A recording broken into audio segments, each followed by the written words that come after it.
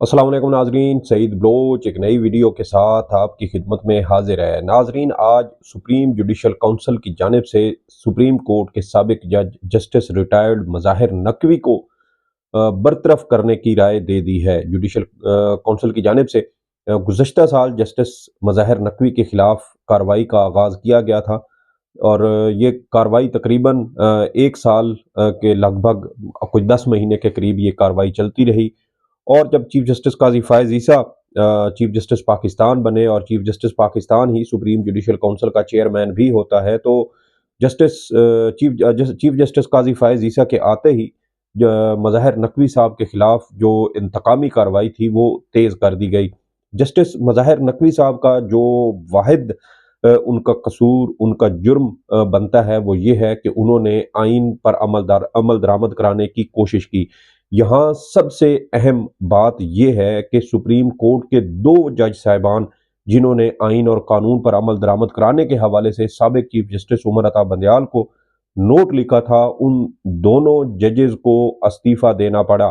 وہ کون سی ایسی وجوہات ہیں جس کی بنیاد پر ان دونوں جج صاحبان کو مجبور کیا گیا؟ کیونکہ ایک جج ایسے بھی تھے جنہوں نے 10 ماہ کے بعد چیف جسٹس پاکستان بننا تھا، یعنی جسٹس اعجاز الاحسن۔ اور جسٹس اعجاز الاحسن اور جسٹس مظاہر نقوی وہ دو جج صاحبان تھے جنہوں نے گزشتہ سال 16 فروری کو سابق سی سی پی او لاہور غلام محمود جوگر کیس کی سماعت کے دوران پنجاب اور خیبر پختونخوا میں صوبائی اسمبلیوں کی تحلیل کے بعد عام انتخابات کرانے کے حوالے سے اس وقت کے چیف جسٹس عمر عطا بندیال کو ایک نوٹ بھیجا تھا، اور اس نوٹ میں یہ کہا گیا تھا کہ دونوں صوبوں میں اسمبلی تحلیل ہوئے 1 ماہ سے زائد ہو چکا ہے، لیکن تاحال ان دونوں صوبوں میں عام انتخابات کرانے کے حوالے سے الیکشن کمیشن نے کوئی اقدام نہیں کیا۔ اور یہیں سے جسٹس اعجاز الاحسن اور جسٹس مظاہر نقوی کے خلاف مسلم لیگ نون کی جانب سے باقاعدہ ان کو ٹارگٹ کیا جانے لگا۔ لیکن جسٹس مظاہر نقوی صاحب جو ہیں، یہ ان کے خلاف جو مسلم لیگ نون کی کارروائیاں تھیں وہ سال 2022 میں ہی شروع ہو جاتی ہیں۔ سال 2022 میں مظاہر نقوی صاحب کی جانب سے ایک نوٹ اس وقت کے چیف جسٹس عمر عطا بندیال کو بھیجا گیا تھا 18 مئی 2022 کو، اور اس وقت معاملہ یہ تھا کہ ایف آئی اے جو اس وقت کے وزیر اعظم شہباز شریف اور ان کے بیٹے حمزہ شہباز کے خلاف منی لانڈرنگ کی تحقیقات کر رہی تھی۔ آپ کو یاد ہوگا کہ ایف آئی اے کے ڈائریکٹر تھے ڈاکٹر رضوان، وہ اس کے علاوہ شہباز شریف کے جو کیس کے گواہان تھے جس میں مقصود چپڑاسی اور ان کے دیگر جو ملازمین تھے، وہ سب مشکوک حالات میں ان کی موت واقع ہوئی۔ اور اسی حوالے سے جسٹس مظاہر نقوی صاحب نے اس نے ایک نوٹ جو استغاثہ اور ایف آئی اے میں جو تقرر اور تبادلے ہو رہے تھے، کیونکہ حکومت مسلم لیگ نون کی تھی، پی ڈی ایم کی تھی، اور شہباز شریف صاحب وزیر اعظم تھے، رانا ثناء اللہ وزیر داخلہ تھے، ایف آئی اے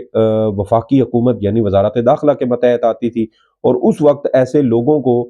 پراسیکیوٹر لگایا گیا ایف آئی اے کے اندر جنہوں نے بعد میں شہباز شریف اور حمزہ شہباز کے حوالے سے سارا کیس خراب کیا۔ اور اسی معاملے پر جسٹس مظاہر نقوی کی جانب سے ایک نوٹ اس وقت کے چیف جسٹس کو بھیجا گیا تھا، اور کہا گیا تھا کہ اس کے اوپر از خود نوٹس لیا جائے، کیونکہ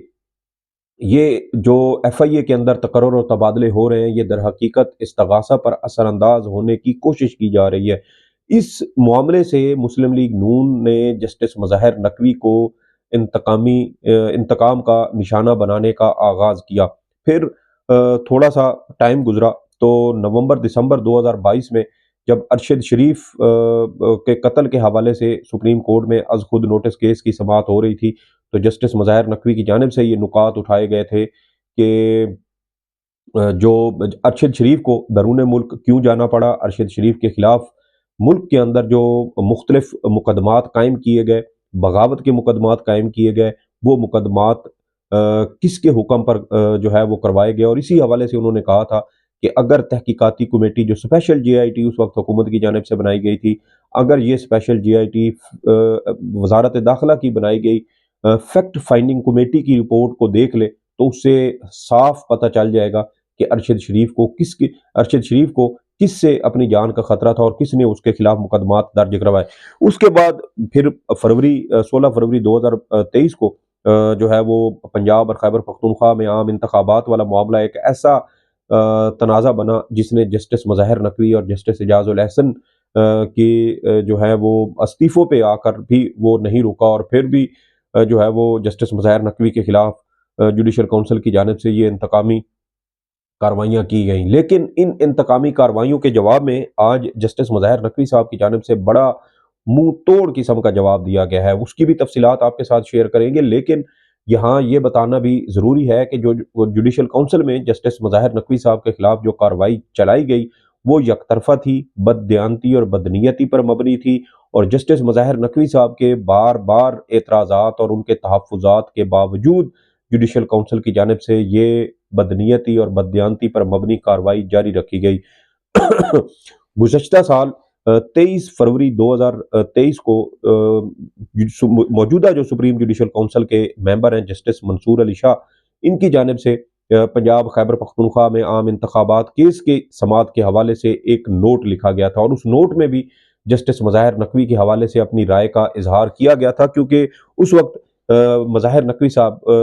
کی ایک مبینہ آڈیو بھی سامنے آئی تھی، اور یہ آڈیو بھی اسی دن لیک کی گئی تھی جب مظاہر نقوی اور جسٹس اعجاز الاحسن کی جانب سے معاملہ پنجاب اور خیبر پختونخوا اسمبلی میں عام انتخابات کا معاملہ جو ہے وہ اس وقت کے چیف جسٹس عمر عطا بندیال کو بھیجا گیا تھا۔ 16 فروری کو دن کو یہ معاملہ از خود نوٹس کے لیے چیف جسٹس کو بھیجا گیا، اور اسی روز 16 فروری کے ہی جو ہے وہ تقریباً عصر یا مغرب عشاء کے وقت جو ہے وہ ان کی ایک مبینہ جعلی ریکارڈ کی گئی آڈیو منظر عام پر لائی گئی، اور یہی وہ غلطی ہے جو اب جوڈیشل کونسل میں بظاہر چیف جسٹس قاضی فائز عیسیٰ کے گلے پڑتی ہوئی نظر آ رہی ہے۔ اس کی وجہ یہ ہے کہ جسٹس مظاہر نقوی صاحب کے خلاف 9 شکایات میں 10 الزامات ان کے خلاف عائد کیے گئے تھے، اور ان الزامات میں ایک الزام یہ بھی تھا کہ مظاہر نقوی صاحب نے ان کی مبینہ طور پہ ایک آڈیو سامنے آئی تھی جس میں وہ اس وقت کے وزیر اعلیٰ پنجاب چودھری پرویز الہی کے ساتھ گفتگو کرتے ہوئے پائے گئے تھے، اور پھر یہ کہا گیا کہ پرویز الہی کے ہی وہ جو منظور نظر قسم کے وہ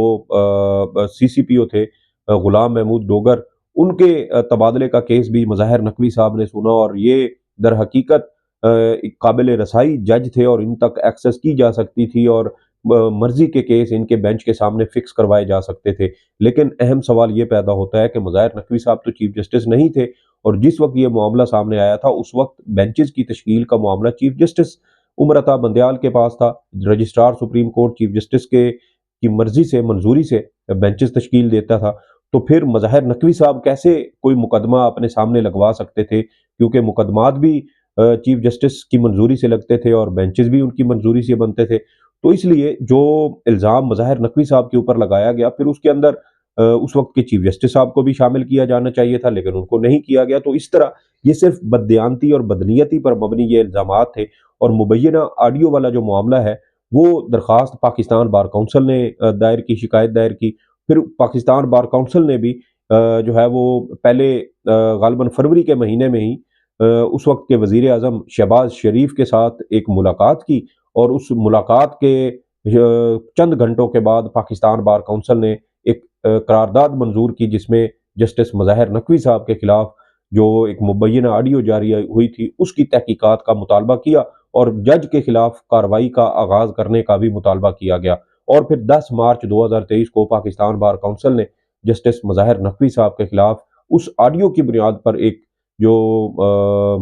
شکایت تھی وہ جوڈیشل کونسل کو بھجوائی۔ لیکن جب جوڈیشل کونسل کی یہ ساری کارروائی چل رہی تھی تو اس آڈیو کا ذکر تک نہیں کیا گیا، اور نہ ہی اس آڈیو کی تحقیقات کروائی گئی۔ تو اتنا بڑا الزام جو پاکستان بار کونسل کی جانب سے لگایا گیا، جس کی بنیاد پر مظاہر نقوی صاحب کے خلاف پروپیگنڈا کیا گیا، منفی مہم چلائی گئی، مسلم لیگ نون نے اپنے سیاسی جلسوں میں ان کی تصویریں اٹھا کر لہرا کر ان کے خلاف پروپیگنڈا کیا،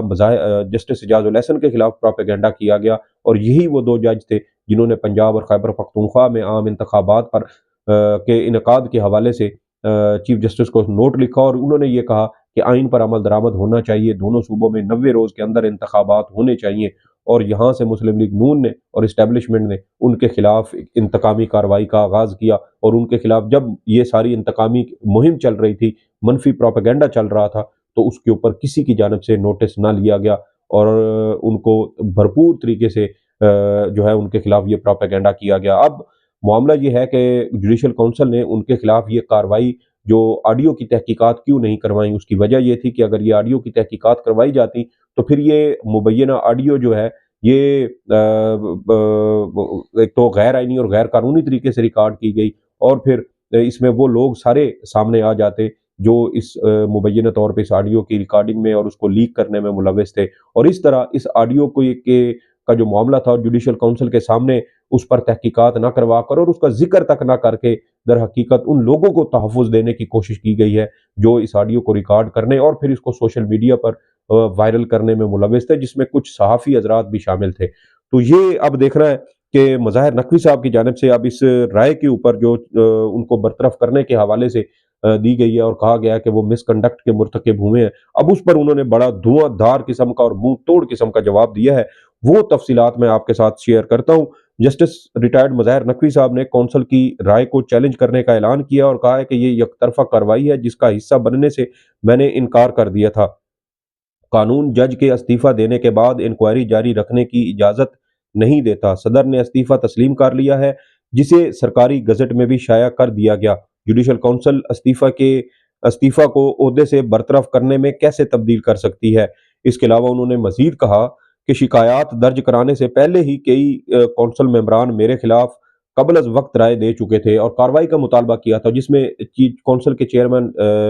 جو ہیں وہ چیف جسٹس قاضی فائز عیسیٰ، جسٹس سردار طارق مسعود اور جسٹس منصور علی شاہ شامل ہیں۔ اس کے علاوہ انہوں نے کہا کہ chairman judicial council chief justice قاضی فائز عیسیٰ، جسٹس سردار طارق مسعود اور جسٹس منصور علی شاہ نے میرے خلاف کارروائی کے لیے خط لکھا۔ انصاف، شفاف ٹرائل اور طے شدہ طریقہ کار کے تحت کونسل کارروائی سے انہیں الگ ہو جانا چاہیے تھا۔ میں نے کونسل کے سامنے 26 درخواستیں جمع کرائیں لیکن کسی کا جواب نہیں دیا گیا۔ عافیہ شہر بانو فیصلے کے خلاف اپیل زائد المیعاد تھی جسے مجھے نشانہ بنانے کے لیے قابل سماعت قرار دیا گیا۔ اپیل کی سماعت اسی بینچ نے کی جس نے مجھے عبوری ریلیف دینے سے انکار کر دیا تھا۔ عدالتی معاون فیصل صدیقی کا خیال تھا کہ اپیل قابل سماعت نہیں، انہیں بحث کرنے کی اجازت ہی نہیں دی گئی۔ میرے خلاف شکایات سیاسی نوعیت کی تھیں اور شکایت کرنے والوں کا تعلق مسلم لیگ نون سے تھا۔ یہ بالکل ٹھیک تھی کہ جس وکیل نے 22 فروری 2023 کو جسٹس مظاہر نقوی کے خلاف کارروائی شکایت درج کروائی تھی، اس کو مسلم لیگ نون کی بھرپور سپورٹ حاصل تھی۔ جو شواہد مظاہر نقوی صاحب کے خلاف اکٹھے کیے گئے وہ کوئی ایک وکیل یا کوئی ایک فرد کر ہی نہیں سکتا تھا، یہ ریاستی اداروں کے سطح کا کام تھا کہ اتنی باریک بینی اور اتنی گہرائی میں جا کر ان سب چیزوں کی جس طرح چھان بین کی گئی اور جو ہے وہ لوگوں کو اکٹھا کر کے ان کے خلاف استعمال کیا گیا، یہ ریاستی ادارے ہی کر سکتے ہیں، کوئی ایک شخص نہیں کر سکتا۔ اس کے علاوہ انہوں نے مزید لکھا کہ یہ سب 18 مئی 2022 کے نوٹ کے بعد شروع ہوا جب میں نے کہا تھا کہ مسلم لیگ نون کرپشن کیسز میں تفتیشی افسران کے تبادلے، تعیناتیاں اور نئی تقرریاں کر رہی تھی جو مشکوک تھیں اور چیف جسٹس پاکستان کو از خود نوٹس لینا چاہیے۔ چیف جسٹس پاکستان اور چیئرمین جوڈیشل کونسل ایک متعصب شخص ہے جو احترام کے قابل نہیں۔ چیئرمین جوڈیشل کونسل نے کارروائی کے دوران حقائق کو غلط انداز میں پیش کیا۔ چیئرمین جوڈیشل کونسل نے جسٹس سردار طارق مسعود اور جسٹس امیر بھٹی کی ریٹائرمنٹ اور جسٹس نعیم افغان کی سپریم کورٹ میں تقرری سے پہلے کونسل کی کارروائی مکمل کی۔ یہ سب اس لیے کیا گیا کیونکہ جوڈیشل کونسل کی نئی کمپوزیشن کو کنٹرول کرنا اتنا آسان نہ ہوتا۔ جوڈیشل کونسل کی نئی تشکیل کے بعد چیئرمین جوڈیشل کونسل کو من مرضی کا موقع نہ ملتا۔ بڑے وضاحت کے ساتھ اور بڑی گہرائی میں ویسے مظاہر نقوی صاحب نے بھی اپنا یہ جواب جو ہے وہ دیا ہے اور بڑی انہوں نے اچھی جو ہے وہ نشاندہی کی ہے کہ ان کو انتقامی کارروائی کا نشانہ بنانے کے لیے اتنی زیادہ عجلت کا مظاہرہ کیوں کیا گیا۔ اس کے علاوہ وہ آگے مزید لکھتے ہیں کہ میں نے کون سا مس کنڈکٹ کیا ہے، عہدے کے غلط استعمال کے شواہد کہاں ہیں؟ بالکل یہ صحیح بات ہے، کوئی ایسے شواہد جو ہے وہ کونسل کی کارروائی کے دوران پیش نہیں کیے گئے کہ جسٹس مظاہر نقوی نے اپنے عہدے کا استعمال کیا، بیٹوں نے پلاٹ لیے، یا بیٹوں نے جو ہے وہ جو دفتر تھا وہ کرائے پر لیا، تو اس میں مظاہر نقوی صاحب کہاں سے ملوث قرار دیے جا سکتے ہیں؟ کیا قاضی صاحب اگر اپنے اہل خانہ، اپنے بیوی بچوں کے اثاثوں کے لیے جواب دہ نہیں تھے، تو پھر مظاہر نقوی صاحب کیسے اپنے بچوں کے بزنس یا ان کی لیگل فرم کے جو کام ہیں وہ اس کے کیسے جواب دہ ہو سکتے ہیں؟ تو جو ضابطہ اصول قاضی صاحب اپنے لیے استعمال کرتے تھے، کم از کم اس سے زیادہ نہ صحیح تو اتنا تو جو ایک حق بنتا ہے وہ جسٹس مظاہر نقوی صاحب کو بھی دیا جانا چاہیے تھا، لیکن بددیانتی اور بدنیتی آڑے آ جاتی ہے۔ اس کے علاوہ مظاہر نقوی صاحب آگے مزید کہتے ہیں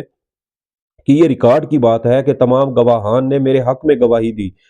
جب مسلم لیگ نون کا میڈیا ونگ میرے خلاف مہم چلا رہا تھا تو اسے روکا کیوں نہ گیا؟ ہم اس فیصلے کو چیلنج کریں گے اور تمام کرداروں کو بے نقاب کریں گے۔ ہم متعلقہ قانونی فورم سے رجوع کریں گے اور میڈیا کو بھی آگاہ کریں گے۔ پاکستان بار کونسل نے میری مبینہ آڈیو سامنے آنے کے بعد اعلامیہ جاری کیا۔ جوڈیشل کونسل کارروائی میں آڈیو لیکس پر کوئی گواہ کیوں نہیں بلایا گیا؟ جوڈیشل کونسل نے آڈیو کی تحقیقات کیوں نہ کرائیں؟ یہ وہ جواب ہے جو جسٹس مظاہر نقوی صاحب کی جانب سے جو ہے وہ آج دیا گیا ہے، جب ان کے خلاف ایک جوڈیشل کونسل نے رائے دی کہ وہ مس کنڈکٹ کے مرتکب ہوئے ہیں اور ان کو عہدے سے برطرف کیا جانا چاہیے تھا۔ یعنی یہ رائے صرف اپنے دل کی بھڑاس نکالنے کے لیے ہے، کیونکہ مظاہر نقوی صاحب استعفیٰ دے چکے ہیں۔ آئین کے آرٹیکل 209 کے تحت صدر کسی جج کو اس صورت میں برطرف کر سکتا ہے جب وہ جج اپنے عہدے پر ہو، تو مظاہر نقوی صاحب تو استعفیٰ دے چکے، تو پھر ان کو برطرف کرنے کے لیے سمری صدر کو بھیجی ہی نہیں جا سکتی، اور اسی لیے یہ جو سمری جو رائے دی گئی ہے، یہ در حقیقت قاضی صاحب جو ہیں وہ جسٹس مظاہر نقوی کے خلاف اپنے دل کی شاید وہ بھڑاس نکال رہے ہیں، اور جو مظاہر نقوی صاحب نے جو ہے وہ اپنے تحفظات کا اظہار کیا کہ مسلم لیگ نون ان کے خلاف ان تمام شکایات کے پیچھے تھی اور وہ ان کو انتقامی کارروائی کا نشانہ بنانا چاہتی تھی، تو اس میں چیف جسٹس قاضی فائز عیسیٰ صاحب کے لیے بھی ایک طرح سے چارج شیٹ موجود ہے کہ وہ ایک سیاسی جو ہے وہ بنیادوں پر دائر کی گئی شکایات کو لے کر آگے کیوں چلے، اور اس کے تحت جو ہے وہ عافیہ شہر بانو کیس کی زائد المیعاد اپیل بھی سماعت کے لیے مقرر کی گئی، اور پھر اس کے بعد فیصلہ آیا اور اس فیصلے کو بنیاد بنا کر پھر مظاہر نقوی صاحب کے خلاف انتقامی کارروائی کو منطقی انجام تک پہنچایا گیا۔ یہ کچھ تفصیلات تھیں جو آپ کے ساتھ شیئر کرنا تھی۔ اس ویڈیو کے بارے میں آپ کی جو بھی آراء ہو، فیڈ بیک ضرور دیجیے گا۔ سعید بلوچ کو اجازت دیں، اللہ حافظ۔